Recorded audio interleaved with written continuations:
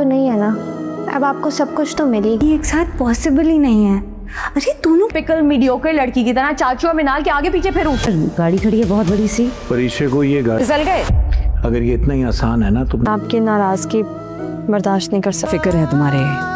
बेटा कोई फैसला नहीं होगा। मेरे बेटे के लिए कोर्स का मशवरा दे रही, यही चाहती थी। मेरा बेटा बनेगा तो मेरी जिंदगी का कोई भरोसा नहीं है। अपने डैड की तो बात शादी करनी पड़ेगी। और दूसरी तरफ परी भी बेचैन होगी क्योंकि उसे एहसास हो जाएगा कि बारी उससे दूर जाने की कोशिश कर रहा है। अगले दिन बारी अपने डैड से बिना कुछ कहे घर से निकल जाएगा और राहिल उसका पीछा करेगा ताकि उसे पता चल सके कि आखिर बारी किससे मिलने जाता है। वहीं दूसरी तरफ रमशा चुपके से किसी बाबा के पास जाएगी ताकि काशिफ पर किए गए तावीज का तोड़ करवा सके और जुबैदा को नीचा दिखा सके। उधर जुबैदा को पहली बार एहसास होगा कि रमशा अब बहुत खतरनाक हो चुकी है और वो परीशे को सावधान करेगी। इसी बीच अम्मा जान को भी रमशा की चालों का पता चलने लगेगा। स्क्रिप्ट: रमशा गुस्से में कमरे का दरवाज़ा बंद करती है और अलमारी से काशिफ की तस्वीर निकालती है। रमशा कहती है, मैं देखती हूँ कैसे मेरा बेटा डॉक्टर नहीं बनता।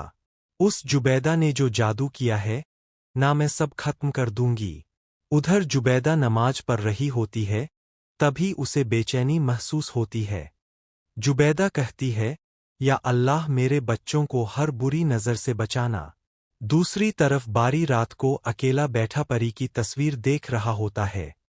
बारी कहता है, मैं किसी और से शादी नहीं कर सकता, कभी नहीं।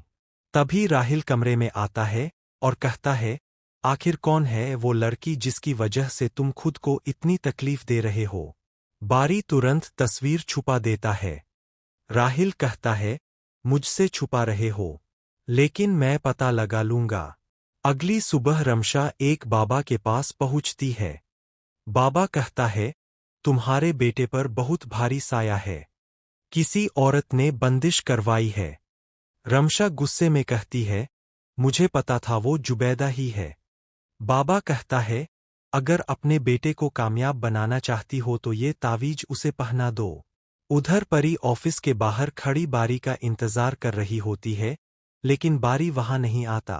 परी उदास होकर कहती है, शायद वो सच में मुझसे दूर जाना चाहता है। तभी राहिल वहां पहुंच जाता है और दूर से परी को देखकर हैरान रह जाता है।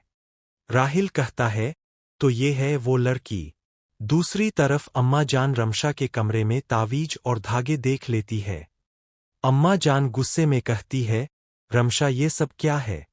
रमशा घबरा जाती है और कहती है, मैं अपने बेटे के लिए कर रही हूँ। अम्मा जान कहती है, अपने बच्चों की कामयाबी मेहनत से मिलती है, जादू टोने से नहीं। एपिसोड के आखिर में राहिल घर आकर बारी से कहता